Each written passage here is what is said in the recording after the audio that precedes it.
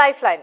Cancer ఈ మాట అనడానికి కూడా చాలా మంది ఇబ్బంది పడుతుంటారు. క్యాన్సర్ వచ్చిన పేషెంట్తో పాటు క్యాన్సర్ ఉన్న ఆ ఫ్యామిలీలో కూడా చాలా మంది బాధపడుతూ ఉంటారు. మరి ఈ బాధలన్నీ ఒకప్పుడు కానీ ఇప్పుడు మంచి మంచి ట్రీట్మెంట్స్ అందుబాటులో ఉన్నాయి అని చెప్తున్నారు Omega hospital doctor Mohan Vamsi గారు. వారిని అడిగి మరిన్ని వివరాలు తెలుసుకుందాం. Welcome to life line doctor గారు. నమస్తే అండి. డాక్టర్ గారు, ఒకప్పుడు బాధపడే వాళ్ళు, ఎందుకంటే టెస్టులు కరెక్ట్గా చేయకపోవడం వల్ల, దాన్ని డయాగ్నోస్ కరెక్ట్గా చేయకపోవడం వల్ల క్యాన్సర్ ముదిరిపోయిన తర్వాత తెలుసుకునేవాళ్ళు. కానీ ఇప్పుడు లేటెస్ట్ ట్రీట్మెంట్ అందుబాటులోకి వచ్చిన తర్వాత అది చాలా సులువైందని విన్నాము. లేటెస్ట్ డయాగ్నోసిస్ ఏముంది డాక్టర్ గారు? క్యాన్సర్ డయాగ్నోసిస్లో అనేక రకాలైన నూతన పద్ధతులు అందుబాటులోకి వచ్చాయండి. ట్రెడిషనల్గా మనం క్యాన్సర్ డయాగ్నోస్ చేయాలంటే ఎక్కడైనా కూడా బయాప్సీ చేయాలి. బయాప్సీ చేయకుండా ఎవరికి క్యాన్సర్ ఉన్నది అని చెప్పలేము. చాలామంది బయాప్సీ అనగానే భయపడుతూ ఉంటారు. నీడిల్ పెట్టి గుచ్చుతారు. నీడిల్ పెట్టి గుచ్చితే క్యాన్సర్ పాకిపోతుంది, శరీరంలో ఇతర భాగాలకు పాకిపోతుంది అనుకుంటూ ఉంటారు. ఇప్పటికీ కూడా చాలాసార్లు మనం ఎన్నో ప్రోగ్రామ్స్ ద్వారా వాళ్ళలో అవేర్నెస్ క్రియేట్ చేసినప్పటికీ ఇవాళ కూడా రోజు అడుగుతుంటారు పేషెంట్స్, బయాప్సీ అనగానే బయాప్సీ లేకుండా క్యాన్సర్ గుర్తించవచ్చా అని. ఇది అపోహ మాత్రమే. బయాప్సీ చేయడం ద్వారా క్యాన్సర్ పాకటం అనేది జరగదు. బయాప్సీ చేయడం ద్వారా ఏ రకమైన క్యాన్సరో ఖచ్చితంగా మనకు తెలుస్తుంది అనమాట. బయాప్సీ చేయడం ద్వారానే తెలుస్తుంది. బయాప్సీ చేయకుండా ఇంక ఏ రకమైన పద్ధతి ద్వారా మనం క్యాన్సర్ డయాగ్నోస్ చేయలేము. కొన్నిసార్లు ఇన్యాక్సెసిబుల్ ఏరియాస్, ఉదాహరణకి లంగ్లో డీప్ సీటెడ్గా ఉంది, బ్రెయిన్లో డీప్ సీటెడ్గా ఉంది, ప్రాస్టేట్లో డీప్ సీటెడ్గా ఉంది, బయాప్సీ చేయలేకపోతున్నాము. 1-2 సార్లు బయాప్సీ చేసినప్పటికీ కూడా రిజల్ట్ మనకి యాక్యురేట్గా రాలేదు. అలాంటప్పుడు లిక్విడ్ బయాప్సీ అందుబాటులోకి వచ్చింది. లిక్విడ్ బయాప్సీ అంటే ఈ క్యాన్సర్ కణాలు, వీటిని సర్క్యులేటింగ్ ట్యూమర్ సెల్స్ అంటారు.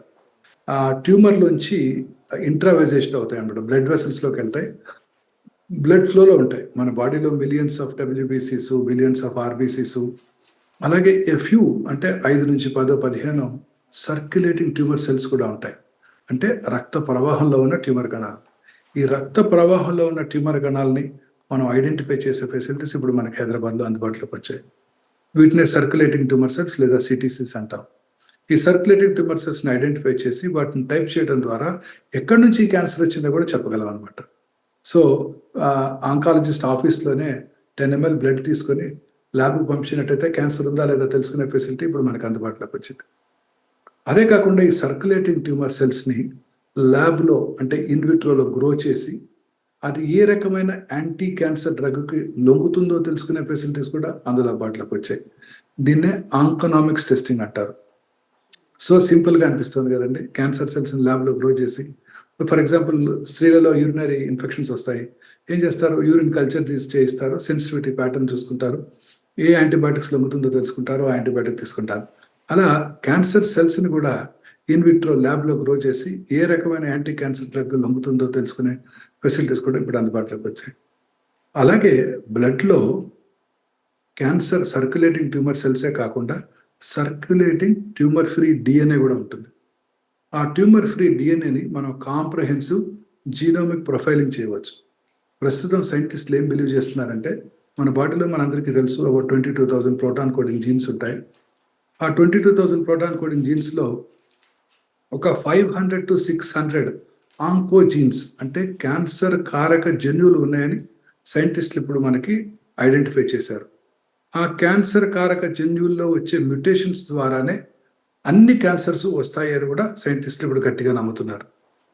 సో ఆ జెనోమిక్ ప్రొఫైలింగ్ చేసి, అంటే బ్లడ్లో ఉన్న సర్క్యులేటింగ్ ట్యూమర్ ఫ్రీ డిఎన్ఏ నుంచి జెనోమిక్ ప్రొఫైలింగ్ చేసి ఏ రకమైన జన్యుపరమైన మ్యుటేషన్ ఉందో తెలుసుకొని దాన్ని టార్గెట్ చేసే మందులు కూడా ఇప్పుడు మనకు అందుబాటులోకి వస్తున్నాయి. దీన్నే ఫౌండేషన్ 1 మెడిసిన్ అంటారు.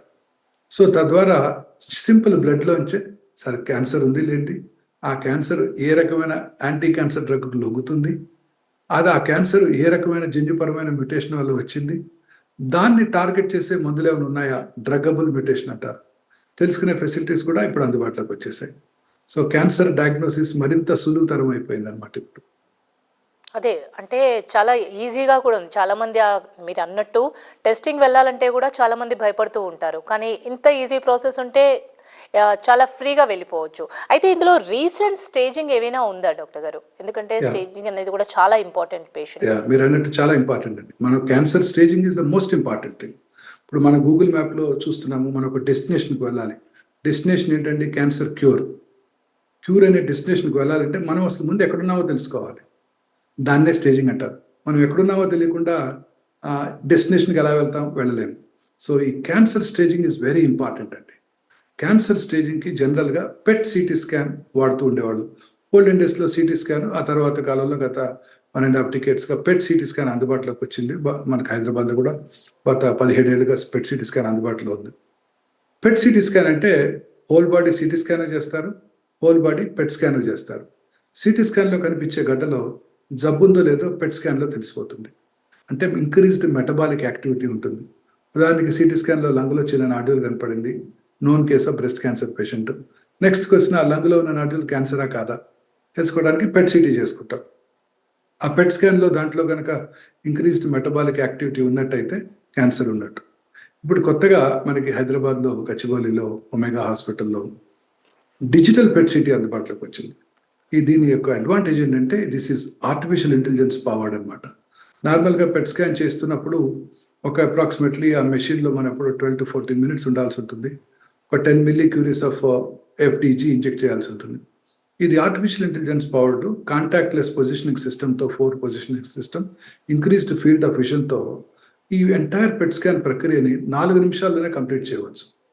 తద్వారా పేషెంట్కి వచ్చే రేడియేషన్ ఎక్స్పోజర్ చాలా తగ్గిపోతుంది.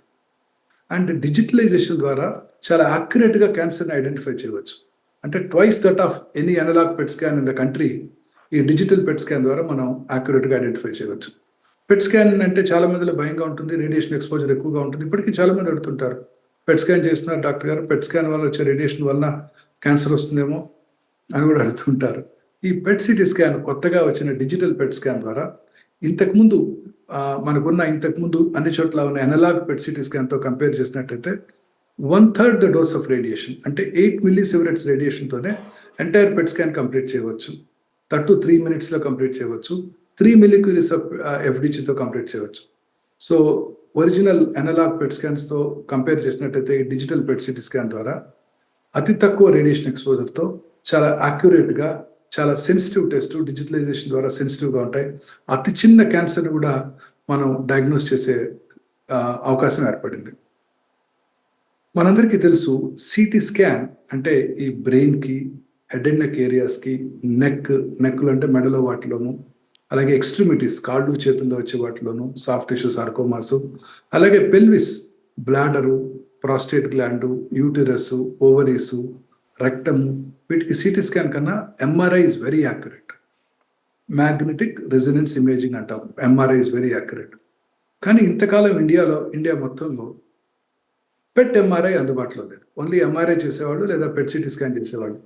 పెట్ సిటీ స్కాన్ యొక్క ఇన్ఫీరియారిటీ ఇక్కడ ఈ ఏరియాస్లో MRI is far superior. So first time in the country digital PET MRI Hyderabad గచ్చిబౌలిలో అందుబాటులోకి వచ్చింది, ఒమేగా హాస్పిటల్. ఈ డిజిటల్ పెట్ MRI ద్వారా ఎటువంటి రేడియేషన్ ఎక్స్పోజర్ లేకుండా, ఎందుకంటే MRIలో రేడియేషన్ ఉండదు, అతి చిన్న క్యాన్సర్ ట్యూమర్ని కూడా మనం ఐడెంటిఫై చేయడానికి అవకాశం ఏర్పడింది. ముఖ్యంగా ప్రాస్టేట్, హెడ్ అండ్ నెక్, బ్రెయిన్లో, ఈ ఎక్స్ట్రిమిటీస్లోను ఈ PET MRI is far superior to PET CT scan. ముఖ్యంగా బ్రెయిన్లో పోస్ట్ రేడియేషన్, పోస్ట్ సర్జరీ చిన్న లీషన్ కనపడుతుంది MRIలో. నెక్స్ట్ డిబేట్ స్టార్ట్ అవుతుంది, అది రేడియేషన్ నెక్రోసిసా లేకపోతే యాక్టివ్ ట్యూమరా, ఆ యాక్టివ్ ట్యూమర్ అయితే ఫైబ్రాటికా లేకపోతే వైబుల్ ట్యూమరా, ఇవన్నీ కూడా ఇంతకుముందు MRIలో అందాజుగా చెప్పేవాళ్ళు. ఇప్పుడు పెట్ MRI ద్వారా చాలా యాక్యురేట్గా చెప్పగలుగుతున్నాం, అది ట్యూమరా, రేడియేషన్ ఇండ్యూస్ నెక్రోసిసా, ఆ ట్యూమర్లో వైబుల్ కాంపోనెంట్ ఎక్కడుంది, ఎంత ఉంది వైబుల్ కాంపోనెంట్, దానికి ఏ రకమైన ట్రీట్మెంట్ ఇవ్వాలి. ఎందుకంటే ట్యూమర్ ఎక్కడుంది, ఎంత ఉంది కరెక్ట్గా ఐడెంటిఫై చేస్తేనే మనం బ్రెయిన్లో ట్యూమర్ని టార్గెట్ చేసే ట్రీట్మెంట్స్ ఉన్నాయి. ఇప్పుడు సైబర్నెఫ్ అలా కొత్త ట్రీట్మెంట్స్ ఉన్నాయి. సో ఈ డిజిటల్ పెట్ MR ద్వారానే మనం ఈ బ్రెయిన్లో ఉన్న ట్యూమర్స్ని యాక్యురేట్గా ఐడెంటిఫై చేయగలం. అలాగే హెడ్ అండ్ నెక్ క్యాన్సర్స్లోను, prostate cancer, bladder tumours, rectal cancers, retroperitoneal tumours, liver cancers and pancreatic tumours. Pancreatic tumour పక్కన ఉన్న రక్తనాళానికి అతుక్కుందా లేదా, ఆపరేషన్ చేసే స్టేజ్లో ఉందా లేదా, లివర్ ట్యూమరు ఒకటే లివర్ ట్యూమర్ ఉందా, పక్కన ఉన్న స్మాల్ లివర్ ట్యూమర్స్ ఇంకేమైనా ఉన్నాయా, ఇవన్నీ కూడా పెట్ MR ద్వారానే మనం ఐడెంటిఫై చేయగలుగుతాం. అలాగే బ్రెస్ట్ క్యాన్సర్ని డయాగ్నోస్ చేయడానికి బెస్ట్ సదుపాయం డిజిటల్ పెట్ MR మ్యామోగ్రఫీ. మ్యామోగ్రఫీ మనందరికీ తెలుసు. Digital mammogram, 3 dimensional digital mammogram ఇండియాలో మనమే ఫస్ట్ టైం అందుబాటులోకి తీసుకొచ్చాం 15 ఏళ్ల క్రితమే. ఈ డిజిటల్ మ్యామోగ్రామ్ కన్నా కూడా PET MR mammogram. MR mammogram with dynamic contrast is the best mammography facility. దానికి పెట్ స్కాన్ కూడా తోడైనట్టయితే చాలా యాక్యురేట్గా బ్రెస్ట్లో ఎటువంటి ట్యూమర్ అయినా కూడా ఐడెంటిఫై చేసే అవకాశం ఏర్పడింది. At the same time no radiation exposure. మ్యామోగ్రామ్లో రేడియేషన్ ఉంటుంది, డిజిటల్ మ్యామోగ్రామ్లో తక్కువ రేడియేషన్ ఎక్స్పోజర్ ఉంటుంది. బట్ పెట్ ఎంఆర్ మ్యామోగ్రామ్లో వెరీ మినిమల్ రేడియేషన్తో, మ్యామోగ్రఫీతో పోల్చినట్టయితే దాంట్లో 10వ వంతు రేడియేషన్తో మనము చాలా యాక్యురేట్గా ఐడెంటిఫై చేయడానికి అవకాశం ఏర్పడింది. ఎస్పెషలీ స్కార్డ్ బ్రెస్ట్, అంటే ప్రీవియస్ లంపెక్టమీ అయిపోయిన చోట ప్రీవియస్లీ క్యాన్సర్గా ఆపరేషన్ చేసిన బ్రెస్ట్ కన్జర్వేటివ్ సర్జరీ చేశాము, బ్రెస్ట్లో అనుమానాస్పద గడ్డ ఉంది, అది ట్యూమరా కాదా, మ్యామోగ్రఫీలో మనం దాన్ని ఐడెంటిఫై చేయలేం. కాబట్టి అలాంటి వాటికి పెట్ ఎంఆర్ మ్యామోగ్రామ్ చాలా యూస్ఫుల్గా ఉంటుంది. అలా చాలామంది స్త్రీలు కాస్మెటిక్ ఇంప్లాంట్స్ పెట్టుకుంటుంటారు, వాళ్ళలో మ్యామోగ్రఫీ పెద్ద యూస్ఫుల్గా ఉండదు. వాళ్ళలో కూడా పెట్ ఎంఆర్ మ్యామోగ్రామ్ చాలా యూస్ఫుల్గా ఉంటుంది. డాక్టర్ గారు, ఇందాక మనం డయాగ్నోస్ గురించి మాట్లాడుకున్నాం, స్టేజింగ్ గురించి మీరు చెప్పారు. ఇప్పుడు లేటెస్ట్ ట్రీట్మెంట్స్ ఏంటి? అన్నిటికన్నా ఇంపార్టెంట్, మనిషి ప్రాణం బ్రతకాలన్నా, వాళ్ళు ఇంకా కొన్ని రోజులు ఉండాలన్నా ట్రీట్మెంట్ అనేది చాలా ఇంపార్టెంట్. ఎస్ మ్యామ్, మీరు అన్నట్టు క్యాన్సర్ ట్రీట్మెంట్ మనకి అనేక రకాలుగా ఉంటుంది. కామన్గా రేడియేషన్ చికిత్స, కీమోథెరపీ చికిత్స, అలాగే శస్త్రచికిత్స లేదా సర్జికల్ ట్రీట్మెంట్. ఇవన్నీ కూడా, ఈ మూడు కూడా చాలా ఇంపార్టెంట్. క్యాన్సర్ ట్రీట్మెంట్ అనేది ఒక ఇండివిజువలైజ్ ట్రీట్మెంట్ కాదు. ఏ టీమ్ ఆఫ్ స్పెషలిస్టులు, surgical oncologist, medical oncologist, radiation oncologist, pathologist, అలాగే మాలిక్యులర్ ఆంకాలజిస్టు, ఇప్పుడు కొత్తగా మాలిక్యులర్ ఆంకాలజీ చాలా అందుబాటులోకి వచ్చింది, radiologist, nuclear medicine specialist, PET CT scan, PET MR read చేసేది న్యూక్లియర్ మెడిసిన్ స్పెషలిస్టులు, రేడియాలజిస్టులు. వీళ్ళందరూ కలిసి కూర్చొని treatment protocol every single patient design చేయాల్సి ఉంటుంది. తద్వారా ఆప్టిమల్ రిజల్ట్స్ ఉంటాయి. కొంతమంది పేషెంట్స్కి ముందుగా సర్జరీ చేసి ఆ తర్వాత రేడియేషన్ ఇవ్వడం జరుగుతుంది. కొంతమంది పేషెంట్స్కి ముందుగా కీమో రేడియేషన్ లేదా కీమోథెరపీ ఇచ్చి డౌన్ సైజ్ చేసి ఆ తర్వాత సర్జరీ చేయడం జరుగుతుంది. ఇలా అనేక రకాలుగా మనం ట్రీట్మెంట్ ప్రోటోకాల్స్ని డిజైన్ చేస్తుంటాం. టీమ్ ఆఫ్ స్పెషలిస్టులు, ప్రతి సింగిల్ క్యాన్సర్ పేషెంట్ కూడా టీమ్ ఆఫ్ స్పెషలిస్టులు పరిశీలించి అందరూ కలిసి డిస్కస్ చేసి ఒక ఆప్టిమల్ ట్రీట్మెంట్ ప్రోటోకాల్ని డిజైన్ చేసి అది స్ట్రిక్ట్గా ఫాలో అయినట్టయితే బెస్ట్ రిజల్ట్స్ ఉంటాయి. ఈ మధ్యకాలంలో క్యాన్సర్ ట్రీట్మెంట్లో అనేక రకాలైన న్యూవర్ పద్ధతులు అందుబాటులోకి వచ్చాయి.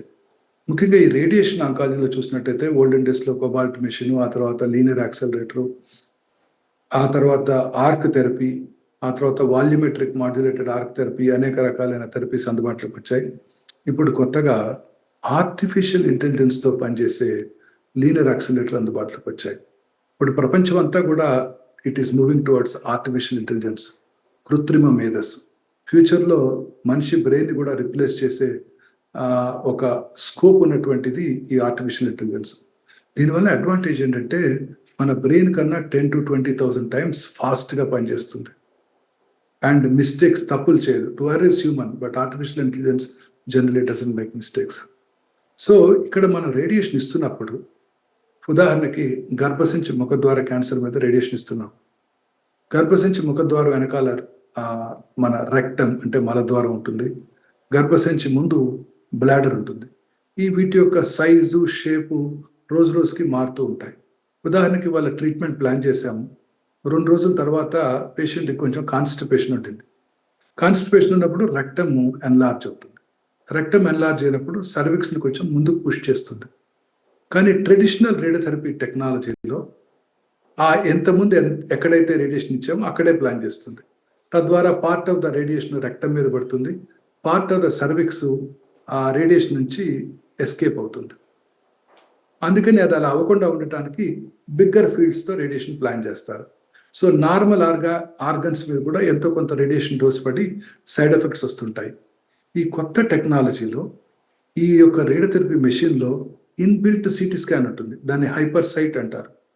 మన డయాగ్నోస్టిక్ సిటీ స్కాన్లో ఎంత యాక్యురసీ ఉంటుందో అలాంటి యాక్యురేట్ సిటీ స్కాన్ ఈ యొక్క మెషిన్లోనే ఇన్బిల్ట్గా ఉంటుంది.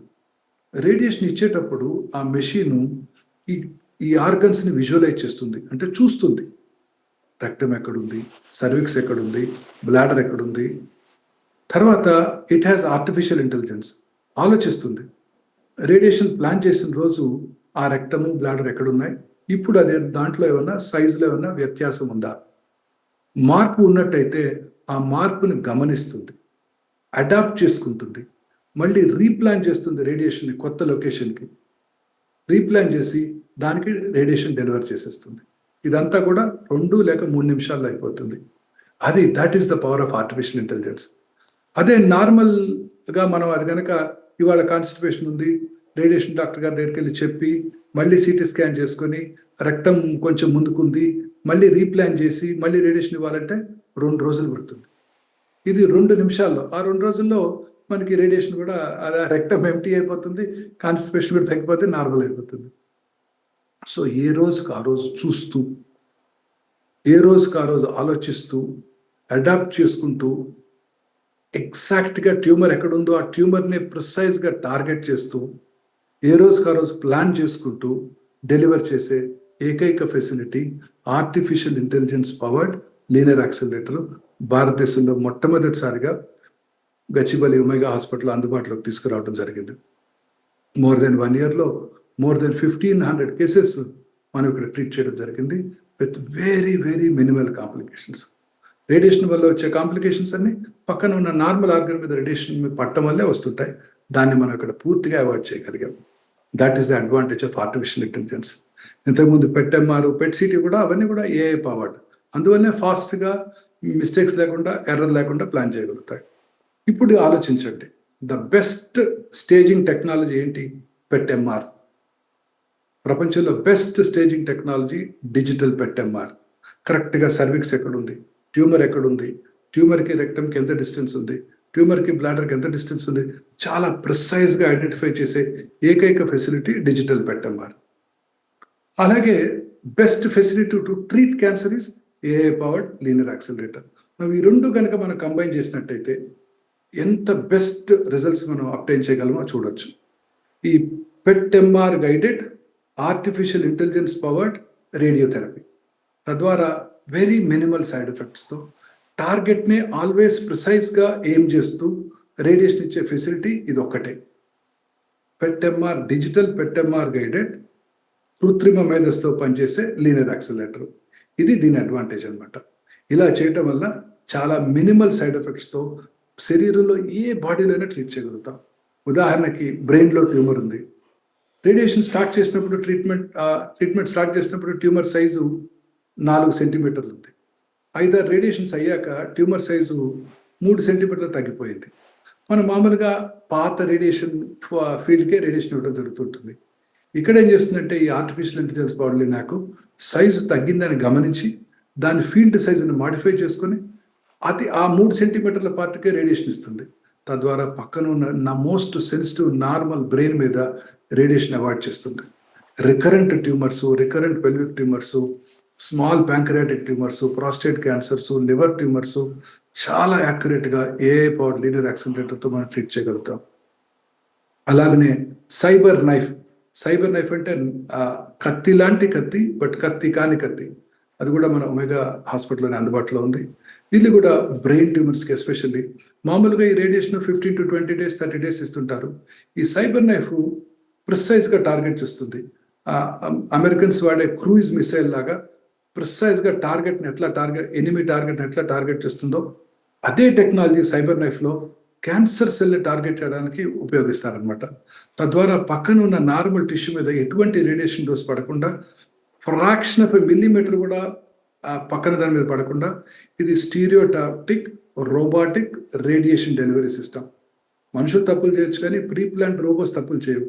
చాలా ప్రిసైజ్గా ముందుగా ప్లాన్ చేసి ఈ రోబోటిక్ రేడియేషన్ డెలివరీ సిస్టమ్తో బ్రెయిన్లో ఉన్న చిన్న ట్యూమర్ కానీ, బినైన్ కానీ, క్యాన్సరస్ ట్యూమర్ కానీ, ఆర్టీరియో వీనస్ మాల్ఫార్మేషన్ కానివ్వండి, ప్యాంక్రియాస్లో ఉన్న చిన్న ట్యూమర్ కానివ్వండి, ప్రాస్టేట్ ట్యూమర్స్ కానివ్వండి, లివర్లో ఉన్న చిన్న ట్యూమర్ కానివ్వండి, జస్ట్ 1 లేక 2 రోజుల్లోనే ఎంటైర్ రేడియేషన్ కంప్లీట్ చేసే ఫెసిలిటీ ఏకైక సదుపాయం సైబర్ నైఫ్. సో ఈ న్యూవర్ రేడియేషన్ టెక్నాలజీస్తో చాలా ప్రిసైజ్గా మనం రేడియేషన్ డెలివర్ చేయగలుగుతున్నాం. అలాగే దీంతో పాటు అనేక రకాలైన న్యూవర్ కీమోథెరపీ డ్రగ్స్ కూడా అందుబాటులోకి వచ్చాయి. అందులో ముఖ్యమైనది ఇమ్యునోథెరపీ. ఇమ్యునోథెరపీ అంటే మన ఓన్ ఇమ్యూనిటీని పెంచి క్యాన్సర్ని కిల్ చేసే మెడిసిన్స్ అనమాట. క్యాన్సర్ సెల్స్ ఎంత స్మార్ట్ అంటే మన ఇమ్యూన్ సెల్స్ని బ్లంట్ చేస్తాయి, మాస్క్ చేస్తాయి. T సెల్స్ అంటారు, కిల్లర్ సెల్స్, మన ఇమ్యూన్ సెల్స్. ఈ కిల్లర్ సెల్స్ని మాస్క్ చేస్తాయి.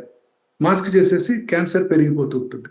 అంటే క్యాన్సరు మన టీ సెల్స్ నుంచి ఇమ్యూన్ ఫోకస్ నుంచి తప్పించుకొని పెరిగిపోతూ ఉంటాయి. ఇమ్యూన్ థెరపీ ఏం చేస్తుందంటే దాన్ని అన్మాస్క్ చేస్తుంది. అంటే ఆ క్యాన్సర్ సెల్స్ టీ సెల్ రిసెప్టార్స్ని బ్లాక్ చేయకుండా చేస్తుంది. తద్వారా మన ఓన్ టీ సెల్స్ వెళ్ళి ఆ క్యాన్సర్ సెల్స్ని డిస్ట్రాయ్ చేస్తాయి. దీన్నే ఇమ్యూనోథెరపీ అంటారు. ఇప్పుడు అనేక రకాలైన క్యాన్సర్స్, బ్రెయిన్ ట్యూమర్స్ నుంచి కాలు చిటికల వేరు వరకు అనేక రకాలైన క్యాన్సర్స్లో ఇమ్యూన్ థెరపీ మనకు అందుబాటులోకి వచ్చింది. సో ఈ న్యూవర్ చికిత్సల ద్వారా ఇమ్యూనోథెరపీ, టార్గెటెడ్ థెరపీస్ అంటే క్యాన్సర్నే ప్రిసైజ్గా టార్గెట్ చేసే మెడిసిన్స్ అందుబాటులోకి వచ్చాయి. అలాగే ఈ targeted radiation technology, artificial intelligence powered linear accelerators, cyber knife, అలాగే స్టేజింగ్ యాక్యురేట్గా చేయడానికి artificial intelligence power digital PET-MR, digital PET scans ద్వారా ట్యూమర్ సెల్స్ని మనం యాక్యురేట్గా ఐడెంటిఫై చేయగలుగుతున్నాం, స్టేజ్ చేయగలుగుతున్నాం. ప్రిసైజ్గా పక్కన ఉన్న నార్మల్ కణజాలానికి ఎటువంటి హాని జరగకుండా క్యాన్సర్ సెల్స్ని మాత్రమే టార్గెట్ చేసే ట్రీట్మెంట్స్ ద్వారా క్యాన్సర్ ట్రీట్మెంట్స్ చాలా సులువుగా, సైడ్ ఎఫెక్ట్స్ లేకుండా మోర్ ఎఫెక్టివ్గా పనిచేస్తున్నాయి. రైట్, అంటే క్యాన్సర్ రీసెంట్ డయాగ్నోసిస్ ఏంటి, రీసెంట్ స్టేజింగ్ అండ్ ట్రీట్మెంట్ గురించి చాలా చక్కగా వివరించారు డాక్టర్ గారు. Thank you so much. ఇది ఇవాల్టి లైఫ్ లైన్. చూస్తూనే ఉండండి TV9.